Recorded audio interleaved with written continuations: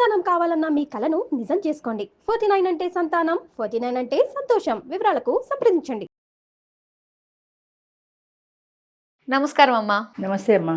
అమ్మ, ఈ రోజుల్లో మనకి డైవర్స్ అనేది చాలా ఎక్కువగా చూస్తూ కామన్ అయిపోయింది. ఉన్నాము. అవునమ్మా. అందులోనూ పిల్లలు ఉన్న వాళ్ళు కూడా అరే పిల్లల భవిష్యత్తు గురించి ఒకప్పుడు ఆలోచించేవారు. అవును, ఇప్పుడు అవును. ఏది కూడా పట్టించుకోవట్లేదు. అవును. సో దాని ప్రభావం పిల్లల పైన ఎంతన్నా తప్పనిసరిగా పడుతుంది కదా. తప్పనిసరిగా పడుతుంది. సో దాని ప్రభావం ఎలా ఉంటుంది? సింగిల్ పేరెంట్ గా అసలు పిల్లల్ని ఎలా? పెంచుకోగలుగుతారా? అవును. మరి దీని గురించి మీరు ఏం సింగిల్ చెప్తారంటారు? పేరెంట్ దగ్గర పెరిగే పిల్లల మనస్తత్వం ఎలా ఉంటుంది, మెయిన్ అది. ఓకే. ఎందుకంటే పిల్లలు మట్టి ముద్ద లాంటి వాళ్ళు. మనం ఏ ఆకారం చేస్తే ఆ ఆకారమే మట్టి ముద్ద ఎలా తయారవుతుందో అలాగే పిల్లల మనసులు కూడా చాలా క్లియర్గా ఒక వైట్ పేపర్లా ఉంటాయి.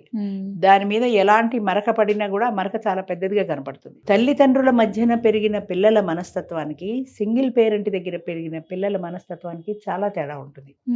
ఎందుకంటే తల్లి తండ్రి ఇద్దరు ఉన్నప్పుడు ఒక సెక్యూర్డ్గా ఉంటారు పిల్లలు. ఓకే. అమ్మా నాన్న ఇద్దరు ఉన్నారు, అమ్మా నాన్నతో కలిసి ప్రయాణాలు చేస్తారు. పేరెంట్ టీచర్ అసోసియేషన్ అయితే అమ్మా నాన్న వెళ్తారు, లేదా స్కూల్ ఫంక్షన్స్కి అయితే అమ్మా నాన్న వస్తారు.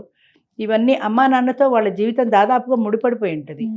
అలాంటిది హఠాత్తుగా ఒక్కసారి సింగిల్ పేరెంట్ దగ్గర, అంటే తల్లి కానీ తండ్రి కానీ ఎవరి దగ్గరైనా ఒకళ్ళ దగ్గరే ఉండాలి అన్నప్పుడు రెండో వాళ్ళని సహజంగా మిస్ అవుతారు. వాళ్ళు తల్లి దగ్గర ఉన్నారనుకో, తండ్రి చేసే గారాబం కానీ ఏదైనా ఇప్పుడు అదేంటిది కార్డు వస్తే సంతకం పెట్టాలంటే తండ్రి దగ్గరికి వెళ్తారు, ఏదైనా పండగ పబ్బం కావాలంటే షాపింగ్ కావాలంటే తండ్రి దగ్గరికి వెళ్తారు.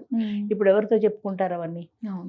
అంచేత వాళ్ళ మనసులో కూడా కొంత అంటే ఒకలాంటి టిమిడ్గా తయారవుతారు. అంటే భయంగా, బాధగా, ఎవరితో ఏం చెప్పుకోవాలో తెలియకుండా దిగమింగేలాగా తయారవుతారు. కొంతమంది పిల్లలు అగ్రెసివ్గా తయారవుతారు. అంటే పిల్లల మనస్తత్వం ఎప్పుడు ఎలాంటి ప్రభావం చూపిస్తే చెప్పలేం కదా.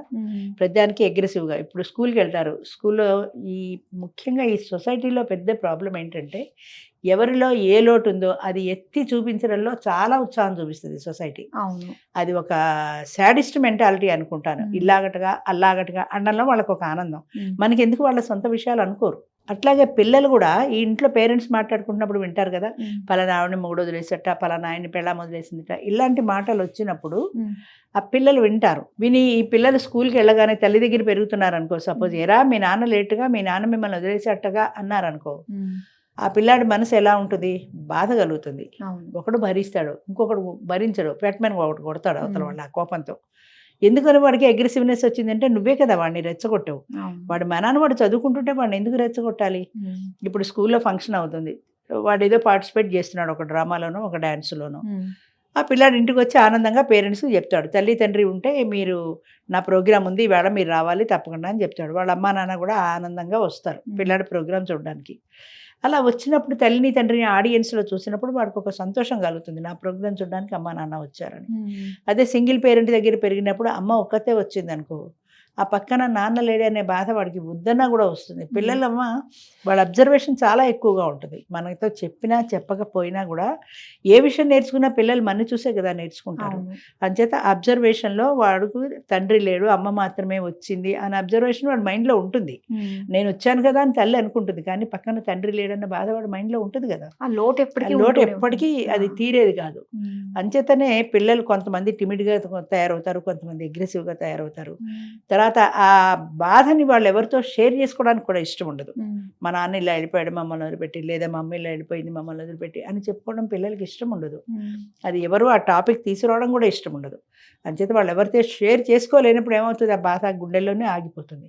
అది సర్ప్రెస్ చేసుకుంటూ ఉంటారు, అణుచుకుంటూ ఉంటారు ఆ బాధని. అది బాధని అణుచుకుంటున్న కొద్దీ వీళ్ళల్లో ఒక రకమైన కోపము అలాంటి అగ్రెసివ్నెస్ అన్ని సహజంగా వస్తాయి. అంచేత సింగిల్ పేరెంట్గా ఉండేవాళ్ళు ఎప్పుడు కూడా పిల్లల మనసులో ఆ లేని లోటు రాకూడదు అనే భావనతో పిల్లల్ని పెంచాలి. అయ్యో నాన్న లేడే అన్న భావన రాకూడదు. అమ్మా నాన్న నేనే కదా, నేనే ఉన్నాను మీకు, నేనే చూస్తాను, మీకు నాన్న కూడా నేనే అనే భావాన్ని వాళ్ళల్లో క్రియేట్ చేయగలగాలి.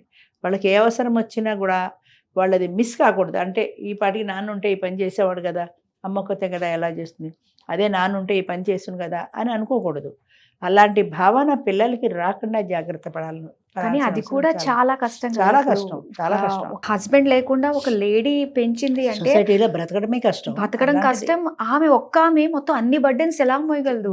బయట మొయ్యాలి. ఆమె వెళ్ళి సంపాదించుకోవాలి, పక్కన పిల్లల్ని కిడ్నీ చూసుకోవాలి. చూసుకోవాలి, సొసైటీ నుంచి వచ్చే అవమానాలు అవహేళనలు భరించాలి. ఎదుర్కోవాలి. అవును, చాలా కష్టం. ఇవన్నీ అది ఉంటాయి. ఇప్పుడు స్టెప్ ఫాదర్ అన్న స్టెప్ మదర్ అన్న తీసుకొచ్చారు అనుకోండి, సో పిల్లలు దాన్ని యాక్సెప్ట్ చేస్తారా, లేదంటే తల్లి కోసం వాళ్ళ అది ఇష్టం ఆ లేనట్టుగానే ఏజ్ని ఉంటారా? బట్టి ఉంటుందమ్మా. చిన్న పిల్లలు అనుకో, వాళ్ళు 5-10 సంవత్సరాల వయసు పిల్లలు అనుకో, వాళ్ళ మనసులోంచి వాళ్ళ నాన్నని తుడిచిపెట్టేసి స్టెప్ ఫాదర్ని తీసుకొచ్చి ఆ స్థానంలో కూర్చోబెట్టలేరు.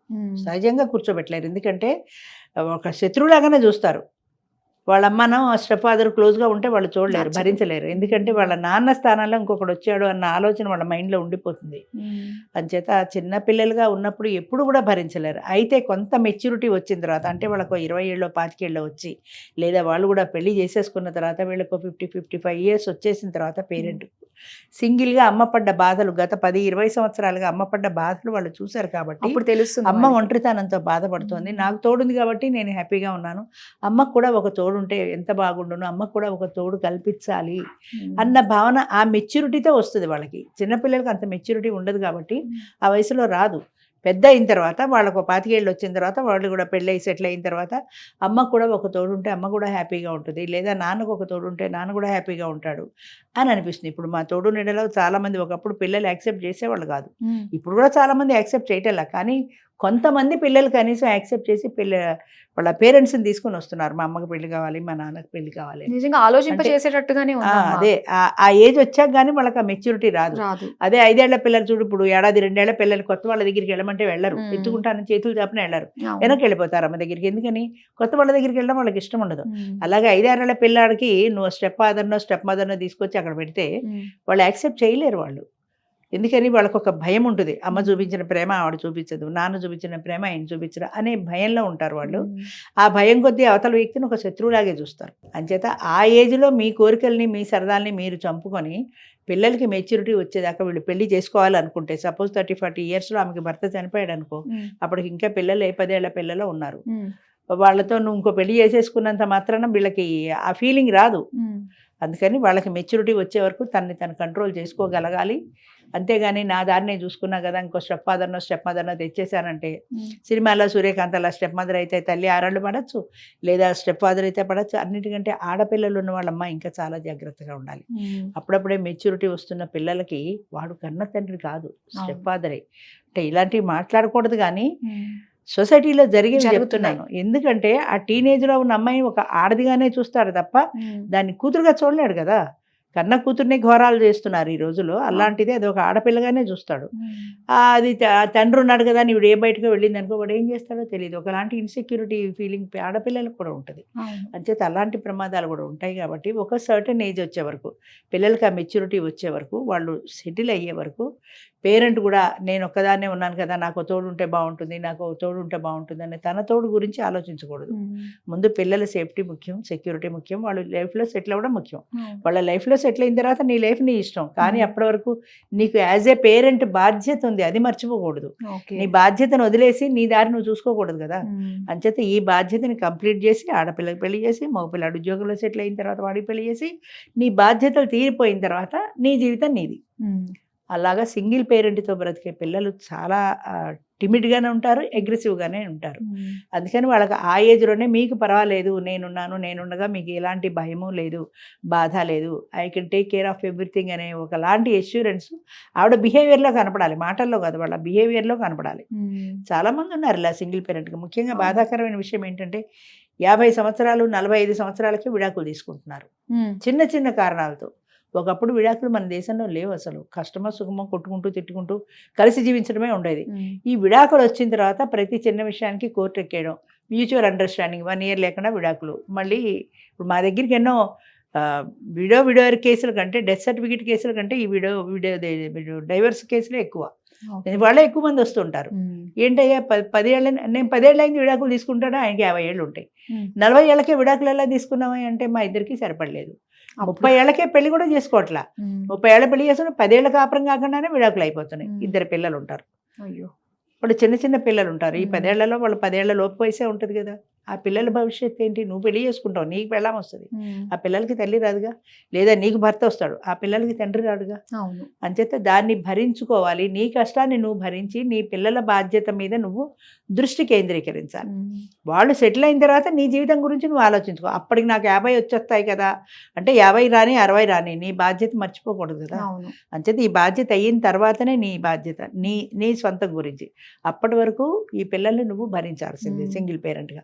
వాళ్ళకు ఒక అష్యూరెన్స్ ఇవ్వాల్సిందే. అవును. ఎందుకంటే వాళ్ళ లేత మనసుల్లో నాకు ఒక సవితల్లి వచ్చింది, సవితండ్రి వచ్చాడనే భావన ఉంటే అది ఆ కోపం తల్లి మీద కూడా ప్రదర్శిస్తారు సహజంగా.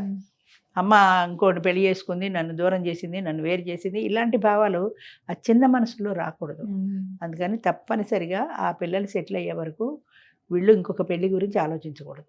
సింగిల్ పేరెంట్గా ఉండేవాళ్ళు ముఖ్యంగా జాగ్రత్త పడవలసింది పిల్లల బాధ్యత, వాళ్ళ అష్యూరెన్స్. వాళ్లకు తండ్రి లేని లోటు లేదా తల్లిలో లోటు అన్నీ నేనే అయి పెంచానన్న భావన ఉండాలి. ఆ పిల్లలు కూడా అమ్మాయి చిన్నతనంలో ఎంత కష్టపడింది మా కోసం సింగిల్ పేరెంట్గా అనే ఒకలాంటి ఆ అభిమానం రావాలి ఆ పిల్లల్లో కూడా. అది చాలా అవసరం అమ్మా. చాలా రెస్పాన్సిబిలిటీస్ ఉంటాయి. మామూలుగా అంటే షేర్ చేసుకుంటాం భార్య భర్తలు ఉన్నప్పుడు, అవునవును. సింగిల్ పేరెంట్ ఉన్నప్పుడు మాత్రం షేర్ అదంతా చేసుకున్నట్టు కూడా లేదు. burden. ఒకటి సింగిల్ పేరెంట్గా వాళ్ళు ఏ జాబో చేసుకుంటూ సొసైటీని ఎదిరించాలి. రకరకాల భావాలు, అవమానాలు, అవహేళనలు వస్తాయి. అవును. సొసైటీని ఎదిరించాలి. పిల్లల్ని జాగ్రత్తగా చూసుకోవాలి. పిల్లలు స్కూల్కి వెళ్ళినప్పుడు స్కూల్లో వాళ్ళు ఎలాంటి ప్రమాదాల్ని ఫేస్ చేస్తున్నారు, ఎలాంటి అవహేళనల్ని ఫేస్ చేస్తున్నారు. నేనే భరించలేకపోతున్నా ఇంత వయసు వచ్చి, పిల్లలు ఎలా భరిస్తారు? అలాంటిది ఏదైనా ఉంటే ఇమీడియట్గా వెళ్ళి కన్సర్న్ ప్రిన్సిపల్కి ఎవరికో కంప్లైంట్ చేయడమో ఏదో వాళ్ళ జాగ్రత్తలు వాళ్ళు తీసుకోవాలి. అలాగే పిల్లలకు కూడా ధైర్యం చెప్పాలి. నిన్ను ఎవరైనా ఇలా అడిగితే నువ్వు తిరిగి వాళ్ళకి జవాబు ఇలా చెప్పు అని పిల్లలకి ధైర్యం నూరిపోయాలి. అది చాలా అవసరం ఈ రోజుల్లో, ముఖ్యంగా ఈ డైవర్స్ కేసులు ఎక్కువ అవుతున్న సందర్భంలో. నిజంగానమ్మా, డైవర్స్ తీసుకునే ముందు ఖచ్చితంగా ఇద్దరు ఆలోచించుకోవాలి. ఆలోచించుకోవాలి భవిష్యత్తు మీరిద్దరు ఏంటి. విడి మనుషులు కాదు, మీకు పిల్లలు ఉన్నారు. ఉన్నారు. చాలా మంది చెప్తుంటారు మగాళ్ళు, మ్మ్. నేను డైవర్స్ తీసుకున్నానండి, మరి పిల్లలు అంటే అంతా ఆవిడే చూసుకుంటుందండి, నాకు సంబంధం అసలు లేదంటారు. తండ్రిలా అది అతను అన్యాయం ఏం కదా. సాధించినట్టు నువ్వు పిల్లల్ని కనేటప్పుడు నీ పిల్లలు, ఇప్పుడు మాత్రం ఆవిడే చూసుకుంటుందంటే ఆ బాధ్యత ఆవిడ ఎలా చూసుకోవాలి? అయితే ఒక్క ప్లస్ పాయింట్ ఈ మధ్య నేను చూస్తున్న విషయం ఏంటంటే, భార్యాభర్తలు విడిపోయినా పిల్లల విషయంలో కలుస్తున్నారు. అంటే పిల్లలు సెలవులు వచ్చాయనుకో, ఆమె దగ్గర ఉన్న వాళ్ళని పిల్లల్ని తీసుకొచ్చి ఆయన దగ్గర దింపుతుంది. ఆ 10 రోజులు గడిచాక ఆయన తీసుకెళ్ళి మళ్ళీ ఆవిడ దగ్గర దింపుతాడు. ఇద్దరు వేరేనే ఉంటారు, ఇద్దరికీ సంబంధం లేదు. పిల్లల విషయంలో మాత్రం కలుస్తున్నారు. అంటే ఈ మధ్య నేను మా వాళ్ళలో ఎవరో చూశాను, పిల్లాడికి పెళ్లి చేయాల్సి వచ్చింది. ఆయన వచ్చాడు పెళ్లికి, పీటల మీద కూర్చున్నాడు, ఆవిడతో కార్యక్రమాలన్నీ చేశాడు, పెళ్లి చేశాడు. పెళ్లి అయ్యా వారింటికి వెళ్ళాక ఆయన దారిని ఆయన వెళ్ళిపోయాడు. అంటే పిల్లల పెళ్లి కానీ పిల్లలకి సంబంధించిన విషయంలో మాత్రం వాళ్ళిద్దరు కలుస్తారు. ఓకే. మిగతా విషయంలో వేరు. కొంత బెటర్, కనీసం పిల్లలకైనా కలుస్తున్నారు.